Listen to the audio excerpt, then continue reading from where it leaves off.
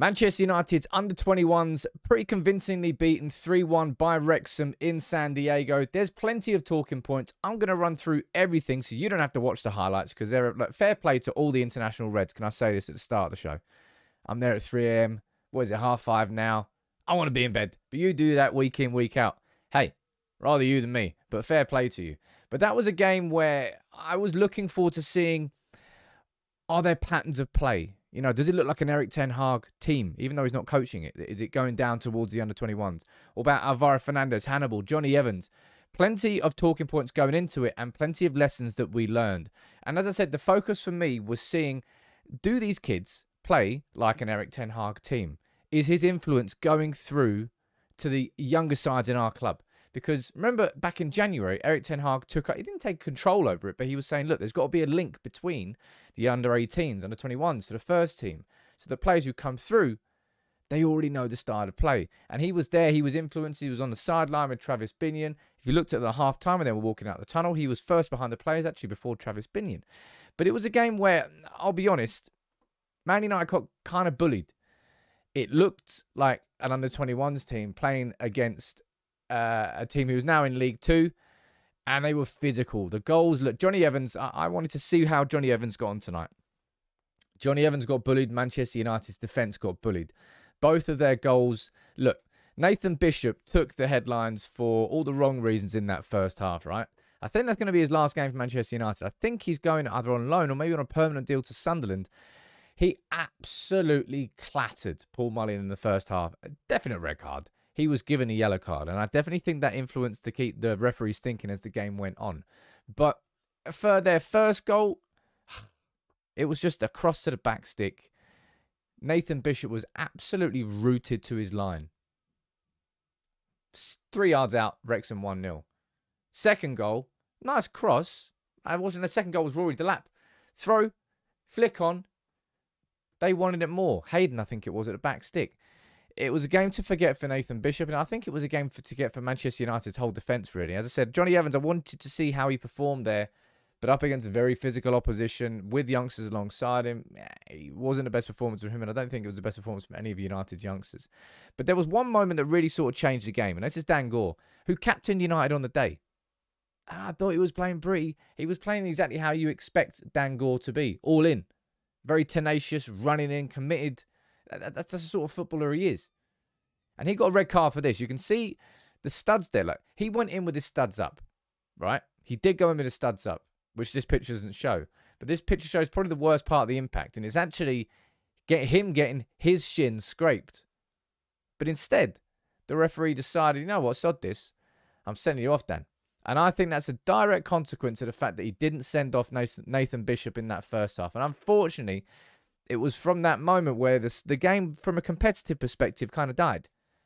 Dan Gore was the link in that midfield, linking defence and midfield together, because he was all round. Without him there, Hannibal really kind of stepped up to it. But I'll speak about Hannibal in a bit. And for me, Hannibal and Fernandez really stood out. And in that first, I'm talking about Ten Hag's influence, right? That first half, the goal from United was great. United had a nice bit of sustained pressure towards the end of the first half. Alvaro Fernandez got the ball, floated it, lovely cross to the back stick. Mark Jurado's there to knock it in. Fullback to fullback. Now, you know how influential fullbacks are becoming in this United team under Erik Ten Hag. And for me, that's a big indicator of his influence at that level. But it's a shame that goal ultimately meant nothing, because that red card changed everything. What, 2 minutes into the second half? It's a real shame. But Alvaro Fernandez there today. I'm going to speak about Hannibal now, because I think he deserves the focus of this. And maybe I'm 4 minutes into my match reaction, I haven't really spoken about him. But Alvaro Fernandez stood out. You can tell he's cut a cut above there. Just positionally, everything he was doing, the balls into the box. Really impressive performance from Alvaro Fernandez. And with Tyrone Malacia injured, I expect he'll get more opportunities. Hey, maybe he'll even come on in the second half against Real Madrid. Let's find out. But Hannibal, for me, was the standout performer for Manchester United. Hannibal is a player who, in my opinion, has impressed pretty much every game now he's played in pre-season. Leeds, Lyon, and there against Wrexham. And when United were down to 10 men in that second half, everybody was kind of looking to Hannibal to say, right, okay, what are we doing? What's next? Help us. he ended up being the sort of leader of the team. Well, certainly when we went down to 10 men, and arguably as well before. Hannibal is above this level. I just don't know whether that gap between this level and Manchester United's first team is too big for Hannibal to stick around and maybe get the odd minute here or there. But Hannibal, if I'm looking at Ten Hag's new system, right, where we're playing with 2 number 8s effectively, I think there's a position for him in that squad. Certainly, if Fred leaves and Van der Beek leaves, I think there's a position there for Hannibal, but it depends whether or not he wants to be playing. I think he got like 42 appearances for Birmingham last season in the Championship. He won't get that at Manchester United. But him and Fernandez, for me, were the 2 players. And I suppose it shouldn't come as too much of a surprise, because they are the 2 players who have been with Manchester United and Erik Ten Hag the whole way through pre-season, played against Lyon, played against Leeds. They're now part of the first team training squad. So it shouldn't be too surprising that they look a bit sharper and a little bit better than those other lads around them. Isaac Hansen-Aaron, I was looking forward to seeing him. I think he had a bit of a quiet game. And it was, as soon as Dan Gore's red card came in, he was pretty much null and void, which is pretty much exactly why he got taken off. Saw this bit. Well, I saw this picture. I made this picture. Ben Foster in goal, Darren Fletcher on the sidelines. Thought it was nice to have a little bit of a a nostalgic moment. But that's as far as the positivity goes from the overall game. Look, when United are in your town, you go and see them. Man United setting a stadium record. Manchester United under 21s setting a stadium record there in San Diego. Nearly 35,000 fans coming to watch. I'll tell you what, Wrexham have got their fair share of fans. The positives from that game, I'm going to go Hannibal as the standout positive. I'm going to go for Alvaro Fernandez as the second positive. And also, you can see the Ten Hag influence. And that's got to be the main takeaway, right? Because we saw it the first 10, 15 minutes of that first half. They were playing out from the back, real nice pressing from the front. It wasn't too dissimilar to watching a first team play. But as soon as both those goals went in, and as I said, I think the defence themselves were bullied today by Wrexham. They knew the weaknesses and they used it. They were sending in crosses to the back post and they had a game plan. And it worked. Johnny Evans and Will Fish and basically the whole defence got pretty much exposed. And you saw that it was in under 21s at that point. They were 2-0 down. They didn't really know what to do. Wrexham got a hold of the game.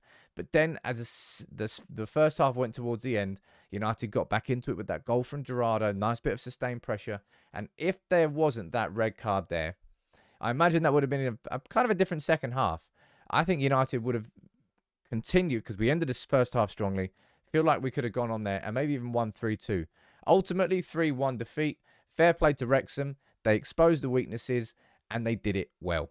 And they deserved to win. Hannibal and Fernandez, the 2 standouts. Ten Hag will be pleased with their performances. And I kind of feel for Dan Gore, because that was his opportunity. He's wearing the armband. He goes, the manager's watching. This is my time to shine. And he got the red card, which kind of takes away from it. I mean, look, you can watch the replay and realise it wasn't a red card, but ultimately changed how the game went. You let me know what you think about the whole game in the comments below. I hope I've summarised it for you. Look, in 8 minutes there, if that isn't efficiency, I don't know what is. Please drop a like on the video. It's 5:30. I'm probably going to stay up now until the news show this morning, because there's no way I'm going to be sleeping. But 3-1 defeat. Bring on Real Madrid in what? Was it like 20 hours? Damn. Pre-season. It's intense.